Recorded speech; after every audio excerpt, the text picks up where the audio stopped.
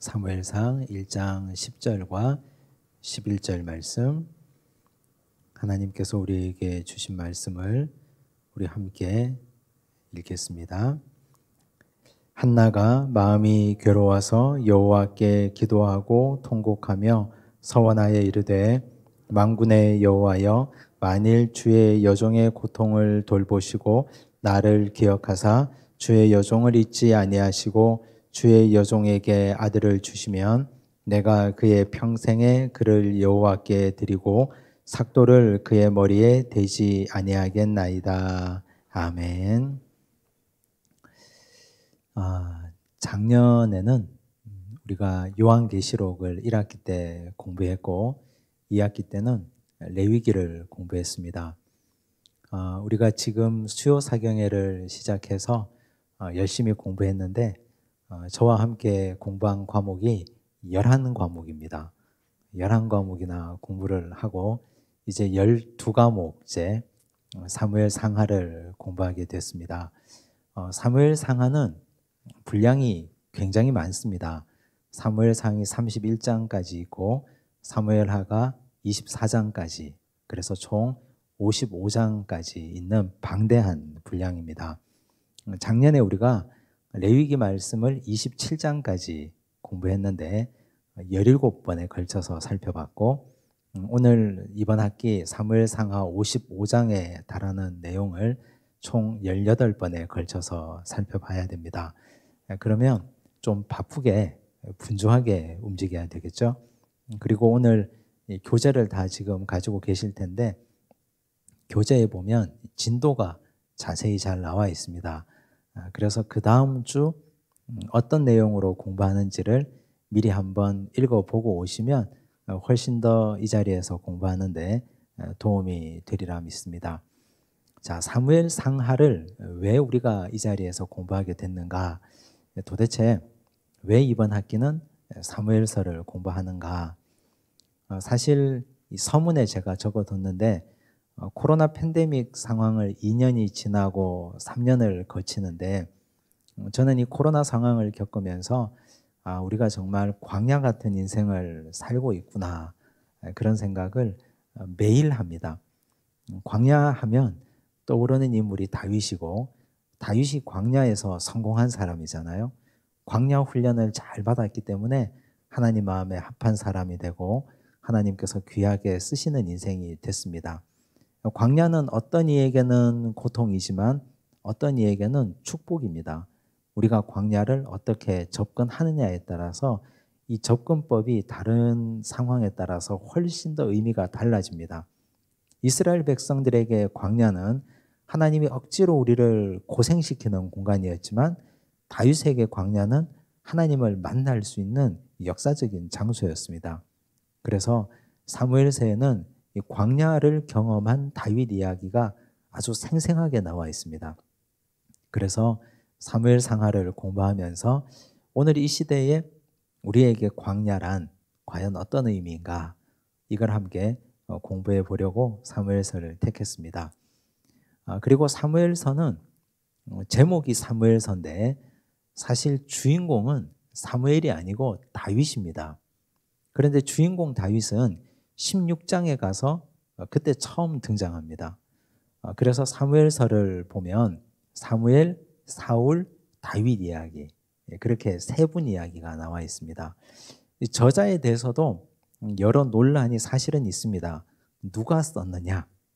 어떤 사람은 사무엘이 기록했다고도 하고 어떤 분은 나단이 기록했다고도 하는데, 사실 사무엘서는 저자가 별로 중요하지를 않습니다.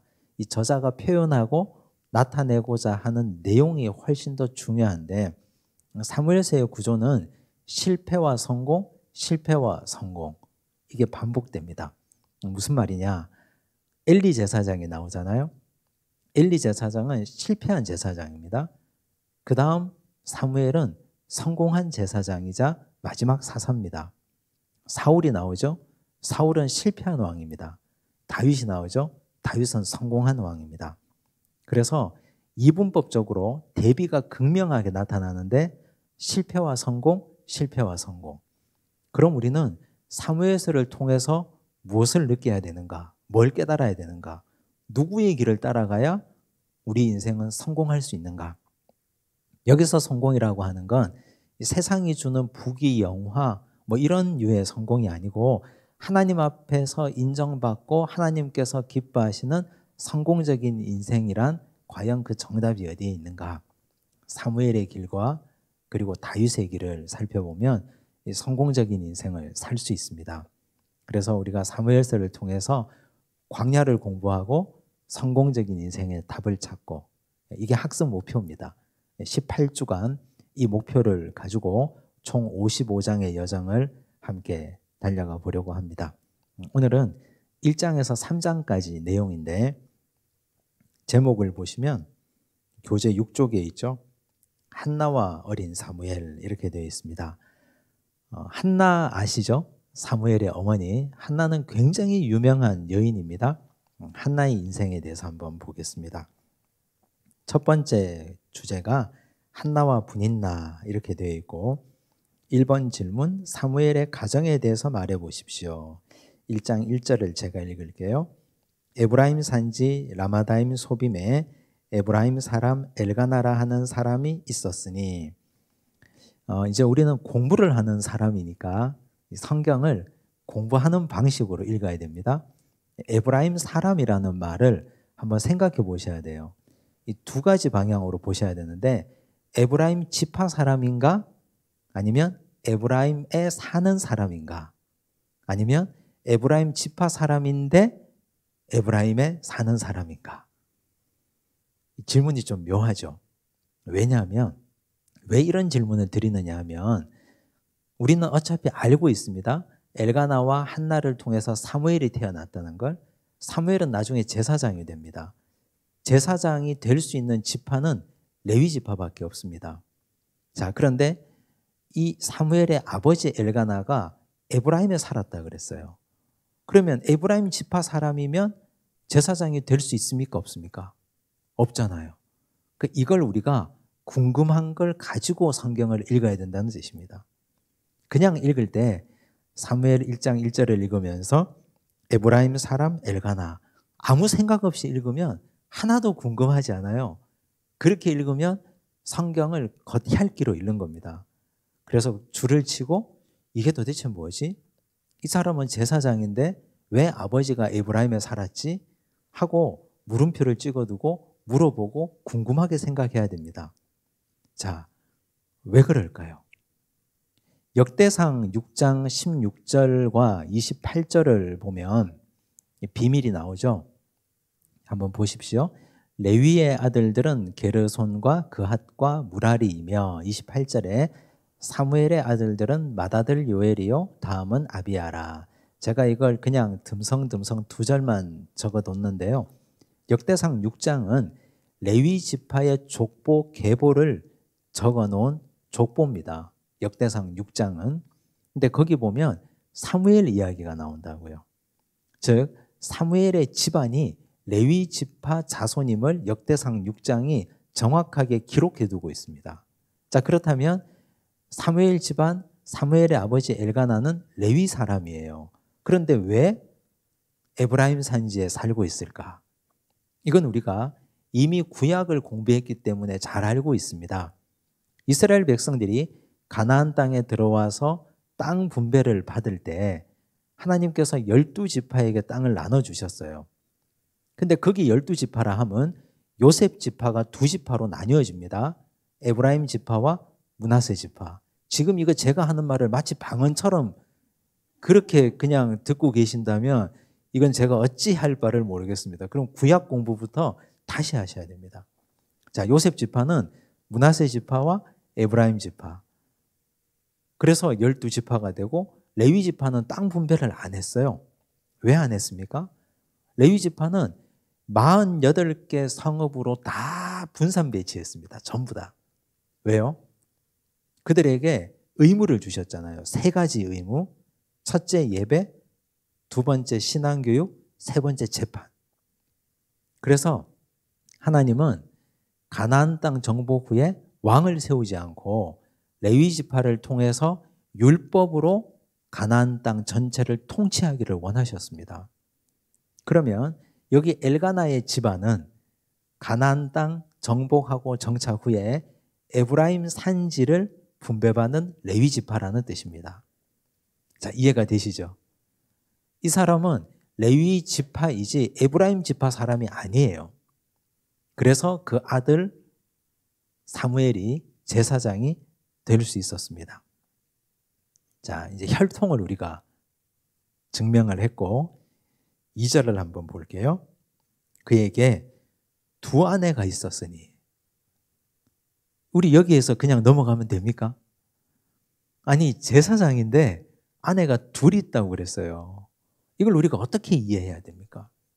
이건 사사시대의 역사적 흐름과 그 당시에 사사시대 말미에 영적 혼탁함을 가지고 이해를 하셔야 돼요. 사사기 말미에 보면 17장부터 21장까지를 나중에 집에 가서 한번 읽어보세요. 거기 두 사건이 나와요. 레위인 첩 사건이 하나 나오고 미가의 신상 사건이 나옵니다. 얼마나 사사시대가 타락했는지 레위인이 첩을 둔 사건이 나온다니까요. 레위 지파 사람도 시대적 흐름과 풍조를 따라 흘러가서 하나님께서 한 남자의 한 여자 한 가정을 세우신 것을 역행해서 자기 마음대로 두 아내를 두고 살았단 말이에요. 이 사람은 레위 지파였지만 에브라임 산지에 살면서 세상 풍조를 따라 아내를 둘이나 뒀어요. 근데 자기 나름대로 아내를 둘이나 둔 이유를 항변할 수는 있습니다. 이유가 나오죠. 2절에 보니까 한 사람의 이름은 한나요, 한 사람의 이름은 분인나라. 분인나에게는 자식이 있고 한나에게는 자식이 없었더라. 이것 때문이에요. 한나가 아이가 없어서. 자, 성경은요, 사람의 이름을 나열할 때 항상 서열 중심으로 나열을 합니다. 그렇다면 한나가 먼저 나오죠. 그 다음 분인나가 나오죠. 그러면 첫 번째 얻은 아내가 누구라는 뜻이에요? 한나예요. 한나와 결혼을 했는데 한나가 아이를 낳지 못해요. 그러면 제사장이라면 어떻게 해야 됩니까? 명색이 제사장이라면 기도를 하든지 구하든지, 그래서 하나님이 안 주시면 둘만 행복하게 살든지 그럼 되잖아요. 근데 이 제사장이 자녀를 낳기 위해서 두 번째 부인을 드린 거죠. 이제 이런 상황. 그러면 그 당시 제사장으로서 엘가나는 빵점짜리인 거예요. 이 사람은 하나님의 약속을 기다리지도 못해요. 나중에 결국 한나가 사무엘을 낳잖아요. 하나님께 간절하게 엎드려 기도하지도 않아요. 세상 풍조를 따라가서 아내를 둘이나 둬요. 자, 이런 상황이에요. 엘가나의 정체에 대해서 우리가 충분히 살펴봤습니다. 그런데 엘가나는 사람은 참 좋은 인품이에요. 신앙적으로는 꽝인데 사람 좋은 사람 있잖아요. 교회만 안 나오고 정말 좋은 사람 있잖아요. 그런 사람이에요, 이 사람이. 껍데기만 제사장. 4절에 엘가나가 제사를 드리는 날에는 제물의 분깃을 그의 아내 분인나와 그의 모든 자녀에게 주고, 모든 자녀라 했어요. 그럼 분인나가 아이를 하나를 낳습니까? 아니면 둘 이상, 그 이상을 낳습니까? 둘 이상. 복수의 자녀를 낳은 거예요. 그게 아들인지 딸인지 알지 못하지만, 한나에게는 갑절을 주니 이는 그를 사랑함이라. 우린 이걸 읽을 때 어떻게 읽어야 됩니까? 놀고 있네, 이렇게 읽으셔야죠. 왜냐하면 엘가나가 정말 한나를 사랑하면 분인나를 드리지 말아야지. 그 분깃을 갑절을 주고 두 배를 준다고 그게 사랑의 표현입니까? 아니잖아요. 이제 와서 사고 다치고 일 다치고 분인나가 자녀를 둘셋 낳을 때까지, 그때까지 한나가 가슴 아파하고 속 다 타들어가고 그랬는데 갑절에 재물을 주고 갑절에 분깃을 주는 게 그게 뭐가 의미가 있습니까? 아무 의미 없잖아요, 이거. 이건 엘가나가 한나를 사랑하는 게 아니라 오히려 굴욕 주는 거죠. 오히려. 그러나 여호와께서 그에게 임신하지 못하게 하시니, 6절, 여호와께서 그에게 임신하지 못하게 하심으로 두 번이나 반복했어요, 성경에. 성경에 똑같은 얘기가 두 번 반복된다는 건 강조하고 싶은 거거든요. 중요하다는 표현이죠.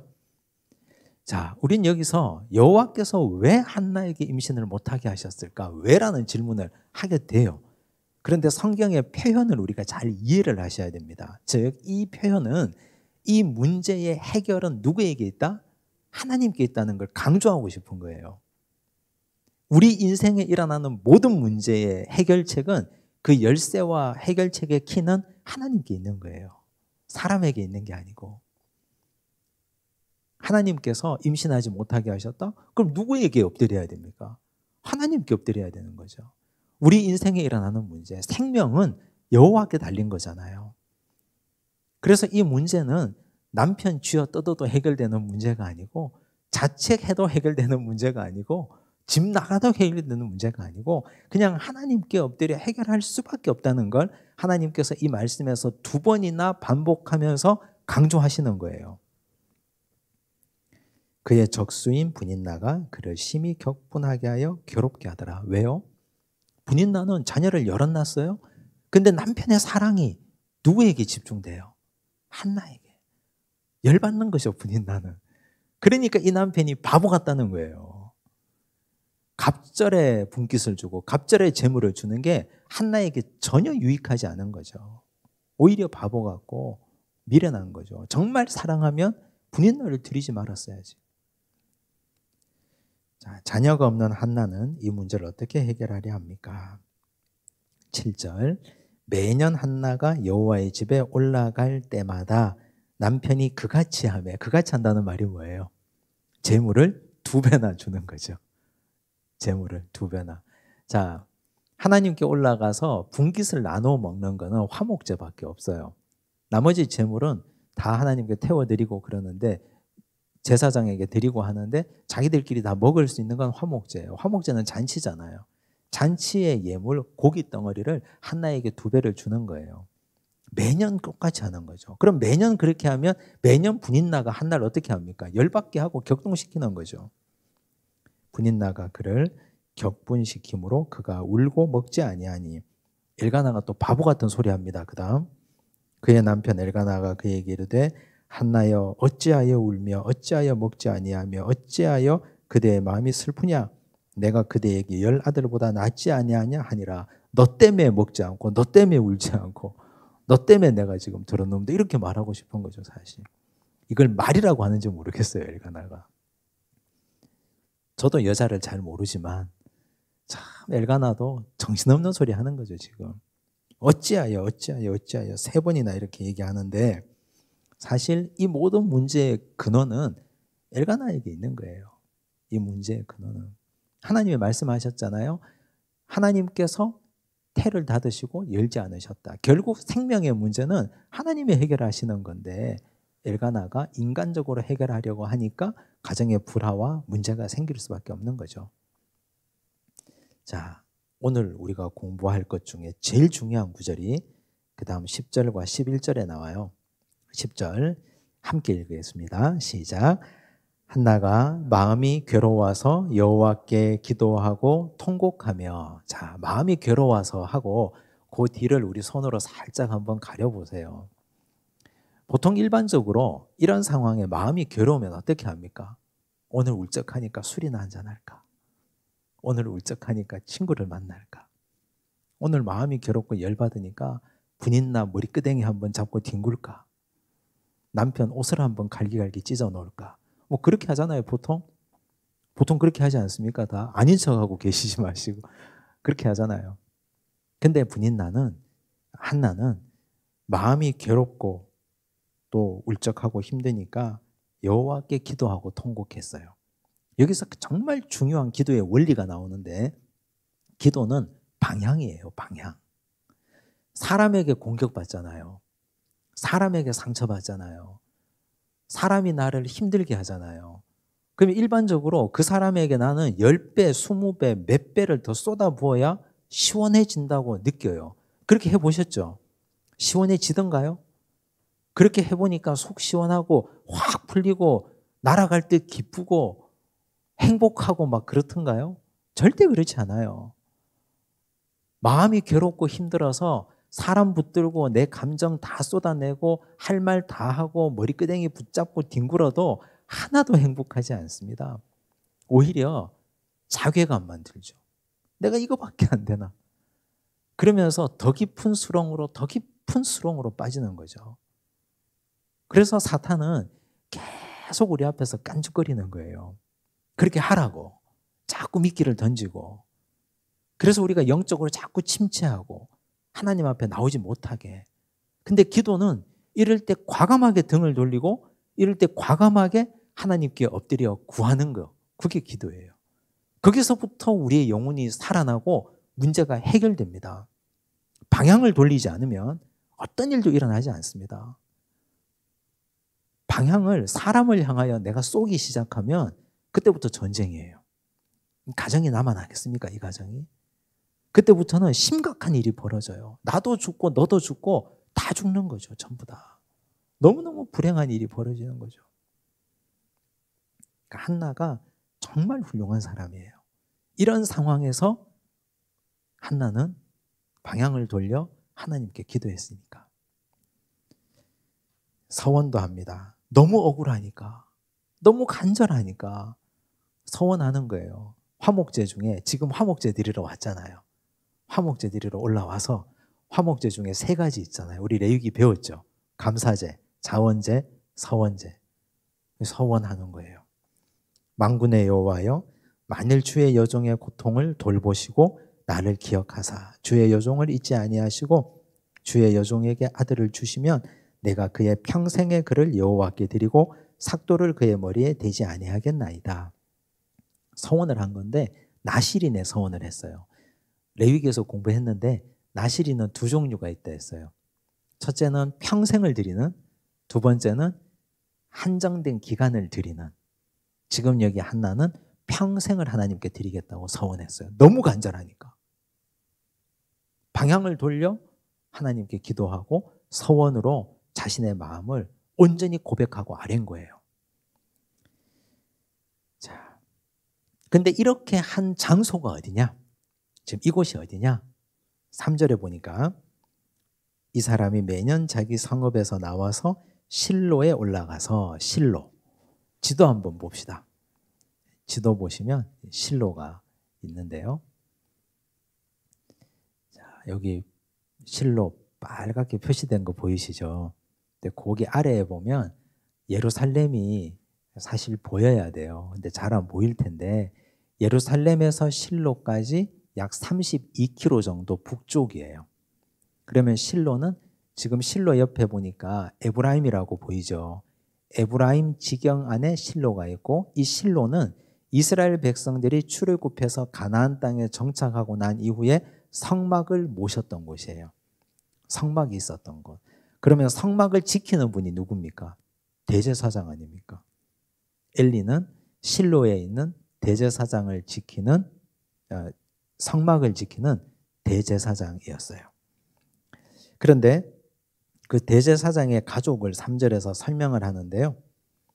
엘리의 2 아들 홈니와 비나스가 여호와의 제사장으로 거기에 있었더라 그랬어요.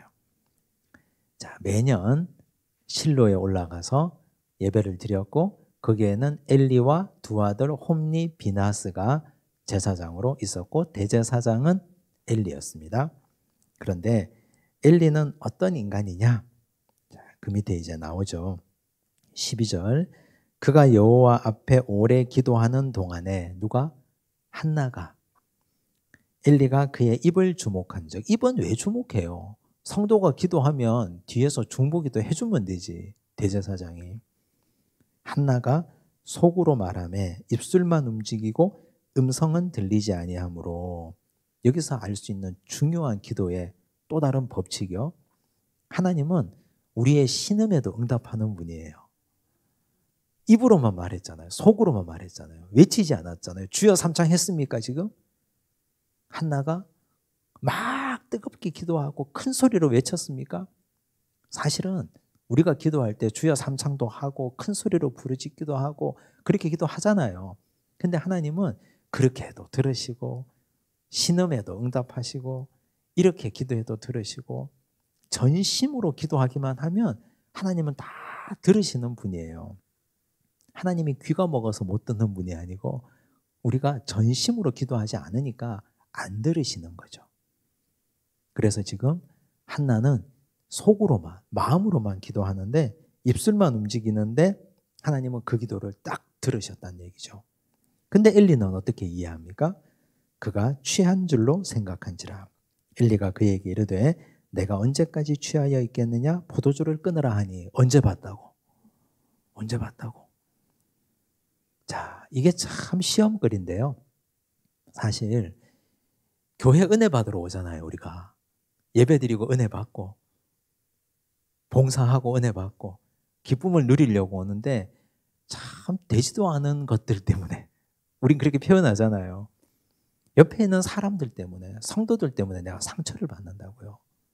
목회자에게 상처받고 중직들에게 상처받고 교회 앞에서 나서서 일하는 사람들 때문에 내가 상처받고 이런 식으로 막말하는 사람 때문에 상처받고 대제사장이라는 사람이 자기가 영적으로 영안이 가려져 있는데 그런데 그걸 그냥 있는 그대로 자기 입에서 나오는 대로 그냥 뱉어버리는 거예요. 어떻게 해야 됩니까? 그러면 한나가 거기서 막 상처받고 가야 됩니까? 대제사장님이 저에게 이렇게 말씀하시다니 하고 그냥 가버려야 됩니까? 꼭 그런 걸림돌이 있어요. 근데 한나가 여기에 정말 잘 대처합니다. 보셔요.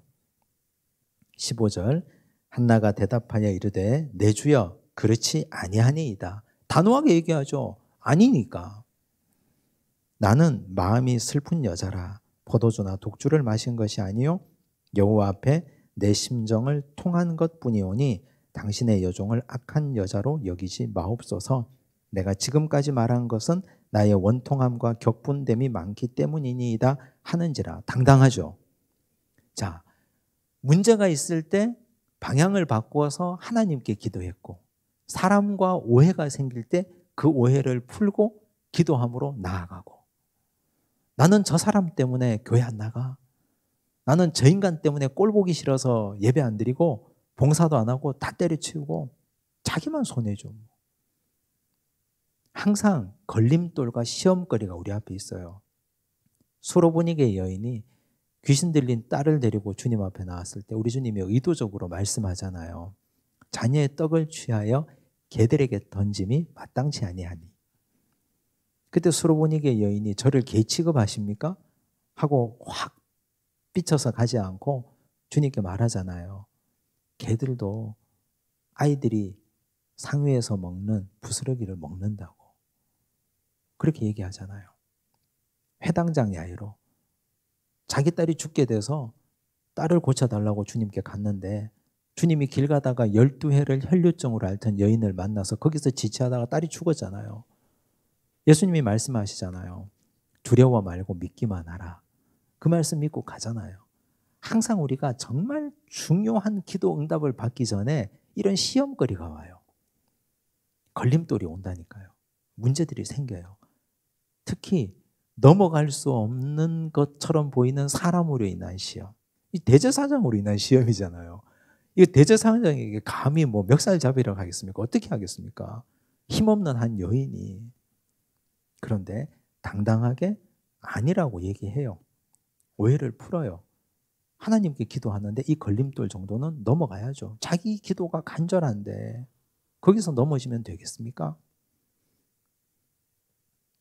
그러니까 엘리가 또 이렇게 얘기해요. 17절 엘리가 대답하여 이르되 평안히 가라. 이스라엘의 하나님이 내가 기도하여 구한 것을 허락하시기를 원하노라 하니. 우리 정도 되면 너 입에 발린 소리 하는구나. 그리고 가겠죠. 그런데 한나는 그러지 않았어요. 18절 이르되 당신의 여종이 당신께 은혜 입기를 원하나이다 하고 가서 먹고 얼굴에 다시는 근심빛이 없더라. 주의 종의 인격의 유무와 상관없이 그의 인격이 어떠하든지와 상관없이 하나님이 세우신 종이니까 하나님이 그를 통해서 축복하는 걸 그대로 받았어요. 자기 복이 되는 거예요. 그게 자기 복이 된 거예요. 우리는 항상 이 사람 때문에 걸려 넘어지잖아요. 근데 한나는 그걸 뛰어넘은 여인이에요. 훌륭하죠. 한나의 믿음을 정리해 보셔야 될 필요가 있어요. 기도는 방향이라 그랬고요. 그리고 기도할 때 걸림돌이 있는데 한나는 걸림돌을 지혜롭고 훌륭하게 뛰어넘었고 그 사람을 보지 않고 그 사람을 통해서 일하고 역사하시는 하나님을 보았습니다. 그래서 응답받은 거예요. 자, 그 다음 페이지 넘기시면 8조. 하나님은 한나의 기도에 어떻게 응답하셨습니까?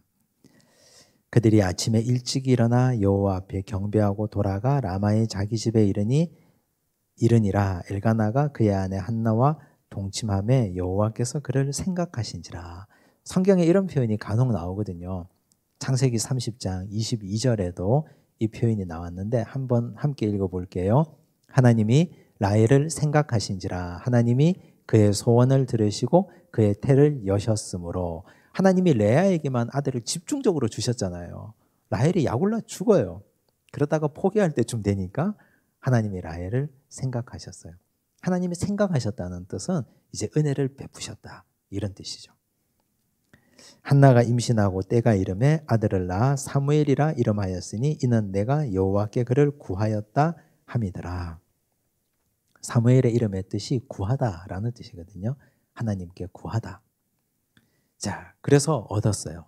이제 어떻게 해야 됩니까? 이제 한나의 걱정은 아들이 생기니까 어떻게 돼요?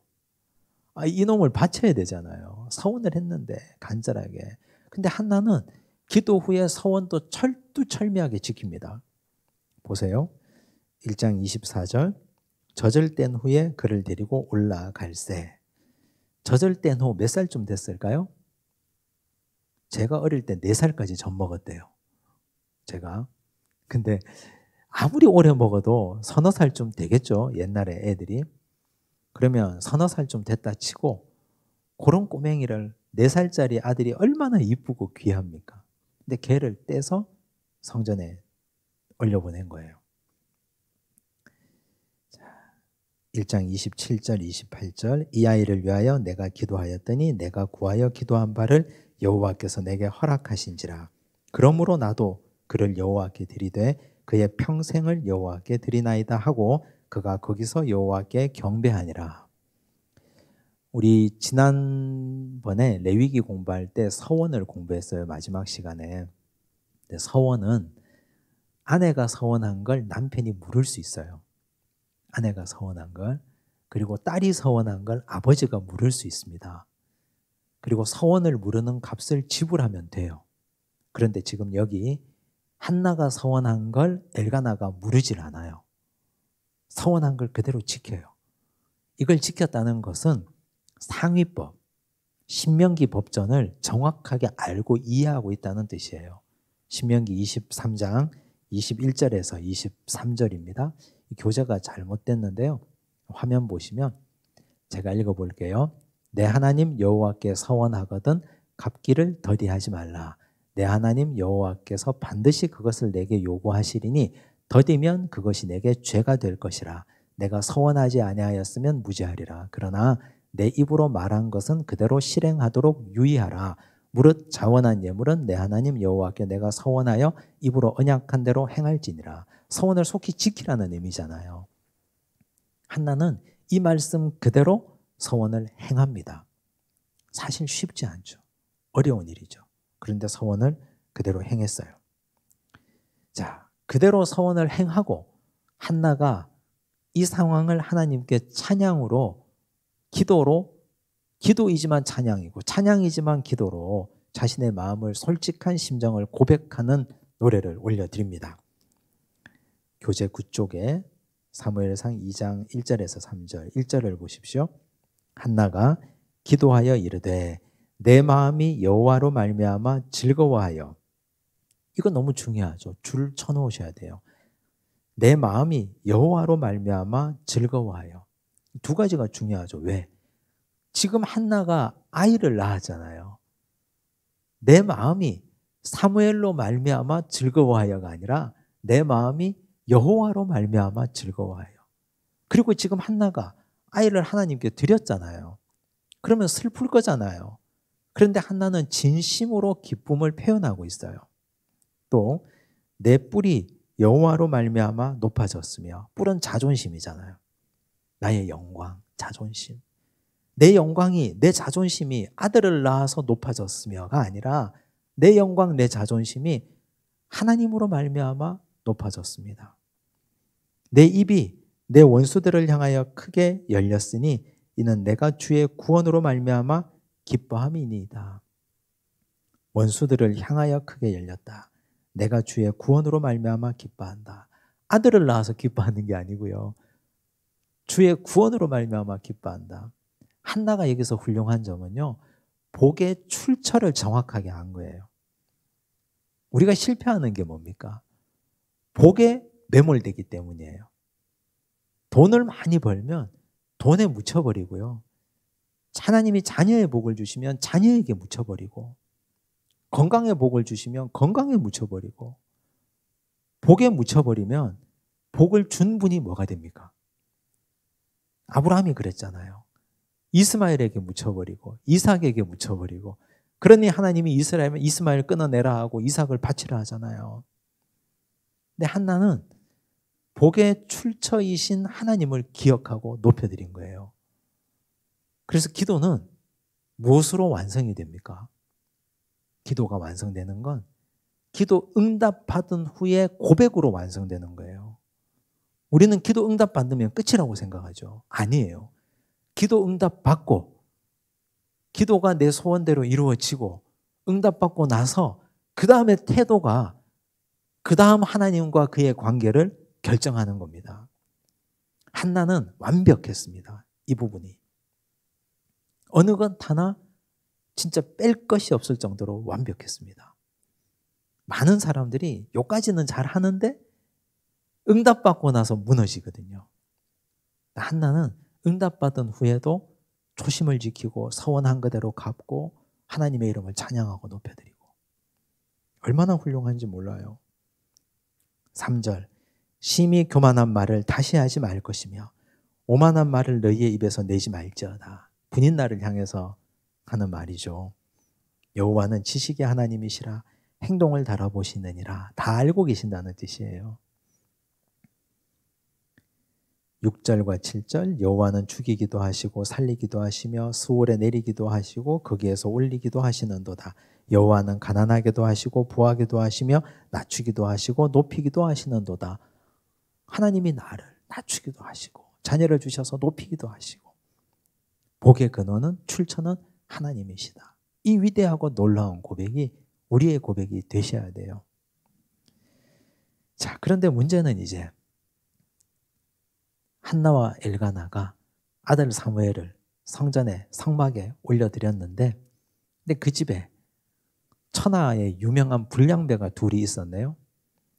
2장 11절, 엘가나는 라마의 자기 집으로 돌아가고 그 아이는 제사장 엘리 앞에서 여호와를 섬기니라. 엘리의 아들들은 행실이 나빠 여호와를 알지 못하더라. 아니, 이상하지 않아요? 제사장의 아들들인데 여호와를 알지 못한다. 이 말이 무슨 뜻이냐를 설명해요. 볼게요.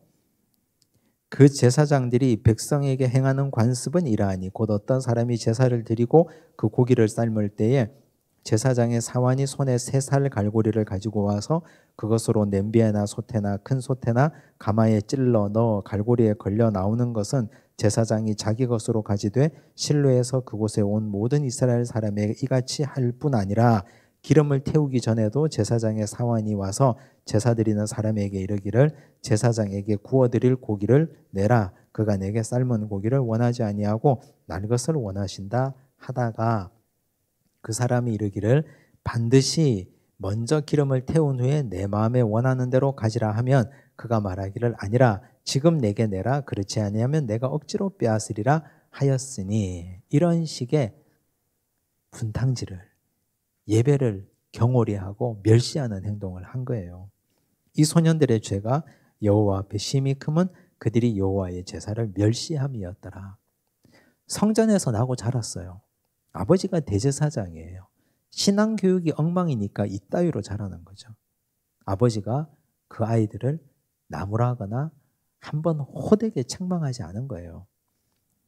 22절, 엘리가 매우 늙었더니 그의 아들들이 온 이스라엘에게 행한 모든 일과 회막문에서 수종드는 여인들과 동침하였음을 듣고, 죄가 자꾸 발전하죠. 여호와께 드릴 제물을 함부로 먹다가 회막에 수종드는 여인을 함부로 취하다가 그들에게 이르되 너희가 어찌하여 이런 일을 하느냐, 내가 너희의 악행을 이 모든 백성에게서 듣노라. 이게 끝이에요. 아버지가 그를 책망한 게 그들을. 아버지가 진실로 이 아이들을 아끼고 사랑했으면 어떻게 했어야 될까요? 제사장직을 그만두게 해야죠. 못하게 해야죠. 쫓아내야죠. 거기서 끊어내야 돼요. 오늘 새벽에 함께 나눈 말씀인데 스스로 구별하라는 말씀이요. 제사장은 이 율법을 가르치는 자리에 있잖아요. 특히 여기가 대제사장 가문 아닙니까? 제사장이 백성들에게 율법을 가르치고 말씀을 가르치고 재판하고 판단해 주는 자리에 있거든요. 근데 이 집 자녀들이 이렇게 해요. 그러면 무슨 권위가 서겠습니까? 그리고 이 사람들을 누가 통제합니까? 사람이 통제할 수 없어요. 아버지가 통제하지 못하면 하나님이 다스릴 수밖에 없거든요. 자기 스스로 율법에 맞추어서 자기를 구별하지 못하면 하나님이 다스린다는 의미가 뭡니까? 죽음이에요. 그 다음은 나답과 아비후가 죽임당하잖아요. 하나님이 다스리는 건 죽음이에요. 정말 이 아버지가 이 아들들을 사랑하고 아꼈다면 책망하고 호되게 나무라서 내쫓아야 돼요. 굶어 죽든지 말든지. 하나님께 벌받아 죽지 않고 나가서 굶어 죽는 게 낫잖아요. 내쫓아야 돼요. 그냥 둔 거잖아요. 그런데 한편 한나는 봅시다. 2장 18절, 사무엘은 어렸을 때에 세마포 에봇을 입고 여호와 앞에서 섬겼더라. 세마포 에봇 누가 지어줬습니까? 19절, 그의 어머니가 매년 드리는 제사를 드리러 그의 남편과 함께 올라갈 때마다 작은 겉옷을 지어다가 그에게 주었더니. 세마포 에봇, 에봇은 제사장들이 입는 조끼예요. 그런데 세마포로 에봇을 지었다. 세마포는 성결, 순결을 의미하잖아요. 즉 너는 홈리와 비나스에게 물들지 말고 하나님 앞에서 죄짓지 말고 성결하게 살아야 된단다. 그걸 엄마가 어릴 때부터 1년 내내 아이가 성장하고 자라는 데 맞추어서 세마포 에봇을 집에서 매일 이 옷을 만드는 거예요. 그 옷을 만들면서 한나가 얼마나 울었을까요? 아들 보고 싶어서. 그 옷을 지으면서 한나가 얼마나 많이 기도했을까요? 그렇게 기른 아들이에요. 내 품 안에 놓고 기른다고 이게 능사가 아니에요. 엘리는 자기 품 안에서 길렀잖아요. 근데 신앙교육 엉망으로 하니까 이런 지경이 되는 거고, 사무엘은 성전에 떨어뜨려 놓고 길렀는데 엄마가 매일 기도하고 기르니까 아이가 이렇게 성장하잖아요. 여호와 앞에 성결하게. 그리고 어린아이들이, 여기 사무엘처럼 어린아이들이 가장 좋아하는 냄새가 뭡니까? 초콜릿 냄새, 쿠키 냄새. 엄마 냄새 제일 좋아하죠. 엄마 냄새. 엄마 품에서 서너 살까지 지내다가 뚝 떨어져서 이게 혼자 사는데, 무서운 형들하고 사는데, 그런데 항상 엄마가 매년 올라올 때마다 엄마 냄새가 가득한 세마포 에봇을 지어줘요. 그 아이의 마음에 그 옷을 입고 하나님 앞에 서는 상상을 하고 훈련을 하면서 아, 나는 성결하게 자라야 되는구나. 엄마가 매번 그 옷을 입혀줄 때마다 너는 이 옷처럼 깨끗하고 죄짓지 말고 성결하게 자라야 된다. 저 형들처럼 저렇게 되면 안 된다. 그걸 마음에 새기고 지냈을 것 아니에요. 그래서 기도로 키운 아들이 사무엘이에요. 이제 이렇게 하니까 엘리가 엘가나와 그의 아내에게 축복하여 이르되 여호와께서 이 여인으로 말미암아 내게 다른 후사를 주사 이가 여호와께 간구하여 얻어 바친 아들을 대신하게 하시기를 원하노라 하였더니 그들이 자기 집으로 돌아가매 여호와께서 한나를 돌보시고 그로 하여금 임신하여 세 아들과 두 딸을 낳게 하셨고 아이 사무엘은 여호와 앞에서 자라니라. 하나님이 한나에게 이렇게 자녀를 많이 주신 이유는 이제 사무엘은 걱정하지 마라. 내가 책임진다. 이제 너는 여기에 신경 쓰지 않아도 좋다. 온전히 내가 돌보고 책임질 테니 너는 이제 너의 일상으로 돌아가라. 다시 5 자녀를 주셨잖아요. 3 아들과 2 딸을. 아이 사무엘이 점점 자라매 여호와와 사람들에게 은총을 더욱 받더라. 전인적으로 자랐어요. 하나님께 사랑받고 사람에게 사랑받고. 우리 예수님도 그랬잖아요. 하나님과 사람들에게 더욱 사랑스러워 가시더라. 우리 예수님도. 사무엘이 전인적으로 자랐어요. 어머니 한나가 그랬잖아요.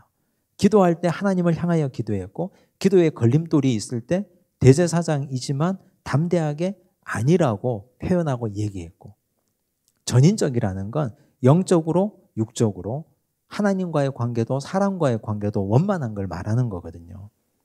어머니 한나가 그랬고 아들 사무엘이 그랬고 예수님이 그러셨고. 신앙은 치우치는 것이 가장 안 좋습니다. 어느 한편으로 치우치는 것은 굉장히 안 좋은 거예요. 전인적인 신앙, 하나님에게도 사람에게도 인정받고 사랑받고. 나는 하나님 앞에는 사랑받는데 하나님과의 관계는 자신 있는데 사람과의 관계가 문제다. 그러면 다 문제인 거예요. 하나님과의 관계도 다시 원점에서부터 생각해 보셔야 돼요. 나는 성경은 열심히 읽는데 기도는 안 돼. 그럼 다 문제인 거예요. 기도는 많이 하는데 성경은 한자도 읽기 싫어. 그것도 문제인 거죠.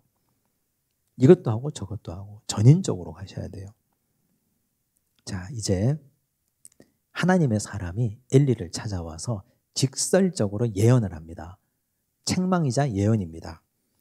28절 이스라엘 모든 지파 중에서 내가 그를 택하여 내 제사장으로 삼아 그가 내 제단에 올라 분향하며 내 앞에서 에봇을 입게 하지 아니하였느냐. 이스라엘 자손이 드리는 모든 화제를 내가 내 조상의 집에 주지 아니하였느냐. 너희는 어찌하여, 여기 너희는 엘리, 홈리, 비나스 3사람을 동시에 일컫는 말입니다. 내가 내 처소에서 명령한 내 재물과 예물을 밟으며 내 아들들을 나보다 더 중히 여겨. 하나님이 하나님의 사자를 보내서 하시는 말씀이에요. 내 백성 이스라엘이 드리는 가장 좋은 것으로 너희들을 살찌게 하느냐. 무서운 책망이죠.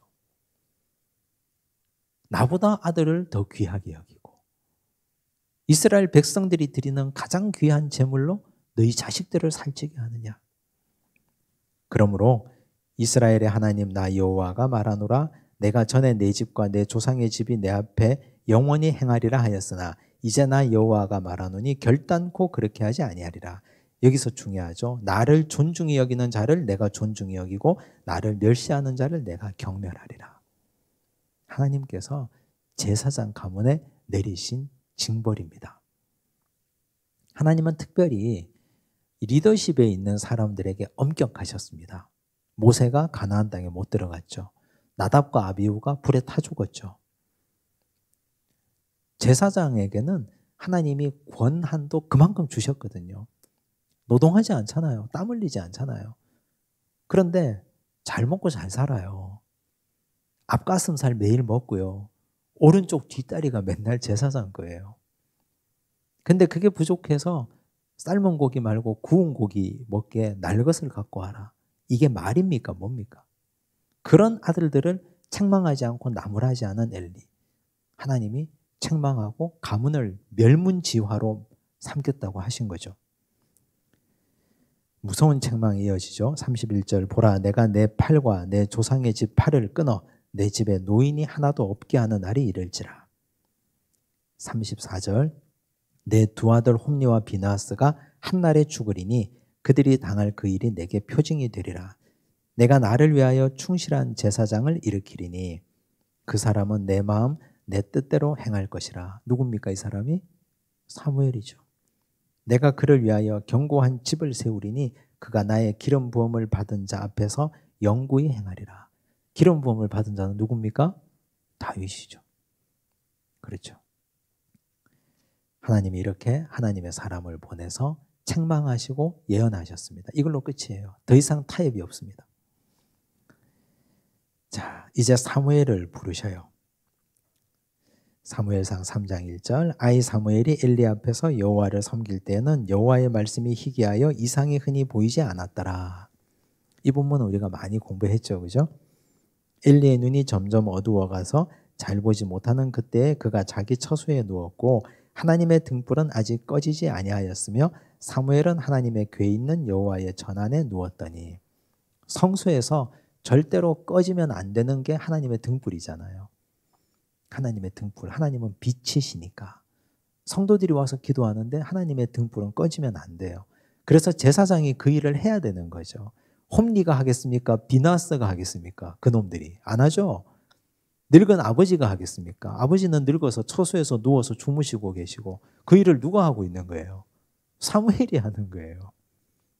사무엘이, 어린 사무엘이 하나님의 궤에 있는 전안에 누웠더니 그랬잖아요.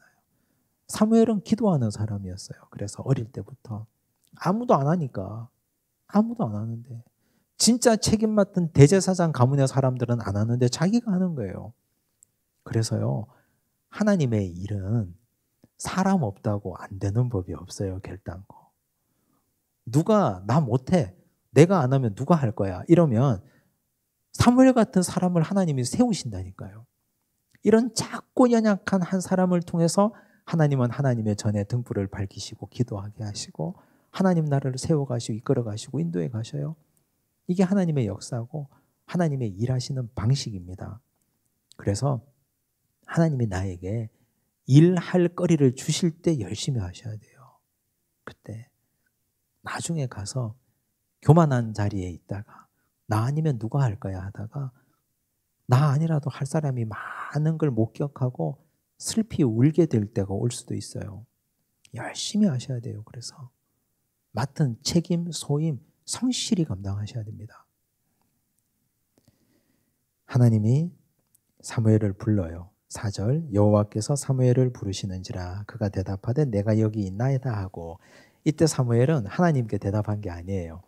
아직도 한 번도 하나님 임재 경험을 한 적이 없잖아요. 그래서 사무엘은 자기를 부르는 소리가 들리니까 할아버지 엘리가 부르는가 보다 하고 할아버지한테 달려간 거죠. 엘리가 아니라고 하거든요. 그걸 3번 반복합니다. 8절에 여호와께서 3번째 사무엘을 부르시는지라 그가 일어나 엘리에게로 가서 이르되 당신이 나를 부르셨기로 내가 여기 있나이다 하니 엘리가 여호와께서 이 아이를 부르신 줄을 깨닫고 엘리도 3번째야 깨달은 거예요. 그래서 이렇게 일러줘요. 엘리가 사무엘에게 이르되 가서 누웠다가 그가 너를 부르시거든 내가 말하기를 여호와여 말씀하옵소서 주의 종이 듣겠나이다 하라 하니 이에 사무엘이 가서 자기 처소에 누우니라. 하나님이 또 불러요. 10절 여호와께서 임하여 서서 전과 같이 사무엘아 사무엘아 부르시는지라 사무엘이 이르되 말씀하옵소서 주의 종이 듣겠나이다 하니 이게 사무엘 인생의 모토가 됐죠. 말씀하옵소서 주의 종이 듣겠나이다. 근데 사실 하나님이요 어린 사무엘을 이렇게 불렀으면 좀 희망차고 좋은 얘기 해주면 좋잖아요. 어린 사무엘 불렀으면 넌 참 착하구나 귀하구나 너 어머니도 귀하고 너 아버지는 좀 그랬지만 나중에 엄마 말 잘 듣고 사람이 바뀌었어 하고 칭찬해주고 그리고 너 참 힘들고 잠 오는데 잠이 많을 텐데 하나님의 성전에 등불 켠다고 고생이 많지 너 앞으로 잘 될 거야. 하나님 그렇게 축복해 주시면 얼마나 좋아요. 근데 하나님이 그 어린 사무엘에게 엘리 집안의 멸망을 말씀하셔요. 보셔요. 내가 이스라엘 중에 한 일을 행하리니 그것을 듣는 자마다 2귀가 울리리라. 내가 엘리의 집에 대하여 말한 것을 처음부터 끝까지 그날에 그에게 다 이루리라. 내가 그의 집을 영원토록 심판하겠다고 그에게 말한 것은 그가 아는 죄악 때문이니 이는 그가 자기의 아들들이 저주를 자청하되 금하지 아니하였음이니라. 그러므로 내가 엘리의 집에 대하여 맹세하기를 엘리 집의 죄악은 제물로나 예물로나 영원히 속죄함을 받지 못하리라 하였노라 하셨더라. 끔찍하고 무섭죠. 하나님이 이 어린아이에게 왜 이런 말씀을 하셨을까요? 2가지 이유가 있다고 봐요. 첫 번째는 사무엘이 하나님의 음성을 들은 첫 번째 음성이잖아요. 이 음성은 평생 기억합니다. 너는 앞으로 엘리처럼 되면 안 된다. 너는 앞으로 평생 동안 내가 너를 하나님의 종으로, 나의 종으로 사용할 텐데 너는 절대로 저렇게 망해 나간 엘리처럼 살면 안 된다. 이걸 하나님이 경고하시기 위함이고, 두 번째는 이걸 가서 엘리에게 전하라 하거든요. 사무엘이 못해요, 그걸. 엘리가 괜찮다고 나에게 얘기하라 하거든요. 그래서 편안하게 사무엘이 그냥 들은 얘기를 전해요. 자, 제사장으로 사는 삶이요, 성도들에게 좋은 말만 할 수 있습니까? 성도들에게 좋은 말만 하고 싶죠. 사실 잘 될 겁니다, 복 받을 겁니다, 괜찮습니다, 그렇게 해도 됩니다. 근데 사실 책망해야 될 때가 더 많은 거예요. 그러면 큰일 난다고, 그러다가 사탄의 종로로 타다가 지옥 간다고, 그런 말도 해야 될 때가 있는 거예요. 그러니까 하나님이 사무엘에게 처음부터 강하게 얘기하시는 거죠. 넌 앞으로 이런 사명을 할 수밖에 없다. 세월이 악하니까. 사람들이 다 말씀대로 살지 않으니까. 두 가지 의도로 하나님은 그렇게 사무엘에게 말씀하신 거죠. 19절, 사무엘이 자라매 여호와께서 그와 함께 계셔서 그의 말이 하나도 땅에 떨어지지 않게 하시니, 말씀의 권능을 받은 거예요. 말씀의 축복을 받은 거예요. 전하는 말씀, 설교하는 말씀이 성도들 마음속에 그대로 와서 꽂히고 뿌리 내리고 열매가 됐다는 뜻이에요. 두 번째는 사무엘이 기도한 건 다 응답받았다는 뜻이에요. 사무엘의 어머니 한나, 사무엘이 어떻게 살았는지 우린 다 보셨잖아요. 우리의 말에 권위가 있으려면, 우리 말에 힘이 있으려면, 말이 공중으로 산산이 흩어지는 말 같지도 않은 말이 되지 않으려면 하나님의 성소에서 기도하고 간절하게 하나님 앞에 자기 전심을 드리고 성결하면 되는 거예요. 하나님은 성결한 자를 쓰시거든요. 세마포 에봇을 입고 열심히 기도한 사무엘처럼 성결하면 쓰시거든요. 단에서부터 부엘세바까지의 온 이스라엘이 사무엘은 여호와의 선지자로 세우심을 입은 줄을 알았더라. 단은 이스라엘 제일 북단이고요, 부엘세바는 제일 남단이에요. 우리식으로 말하면 백두에서 한라까지, 이런 뜻이죠. 여호와께서 실로에서 다시 나타나시되 여호와께서 실로에서 여호와의 말씀으로 사무엘에게 자기를 나타내시니라. 이제 오늘 우리가 한나와 어린 사무엘에 대해서 이렇게 공부했습니다. 이제 다음 시간은 4장에서 6장까지 언약궤를 다루는 말씀인데 집에서 한번 읽어보고 오시고 오늘 공부도 한번 복습하고 오시면 좋겠습니다. 기도하겠습니다. 하나님 아버지, 감사합니다. 한나와 어린 사무엘을 통해서 한나의 기도와 한나의 믿음을 배웠습니다. 문제가 있을 때 방향을 바꾸어 하나님께 기도했고, 기도의 장벽과 장애물이 있을 때 슬기롭게 극복했으며, 기도 응답을 받은 후에 서원을 충실하게 지켰으며, 기도 응답에 사람에게 묻혀 지내지 않고 축복의 근원이신 하나님을 기억하는 한나처럼 우리도 그렇게 기도하는 자가 되게 하옵소서. 사랑하는 아들을 위하여 기도함으로 세마포 에봇을 지어 입힌 한나처럼 우리도 자녀들을 위하여 눈물을 흘려 기도하는 부모 되게 하옵시고, 사랑하는 우리 자녀들의 말에 힘과 권위가 있게 하옵시며, 엘리의 두 아들 홈리와 비나스처럼 자녀를 방임하지 않도록 도우시고, 사랑하는 자녀를 위해서 항상 하나님 앞에 눈물로 엎드려 기도하고 간구하는 아름다운 주의 부모, 아름다운 주의 자녀 되게 하옵소서. 모든 말씀 예수님 이름으로 기도드리옵나이다. 아멘.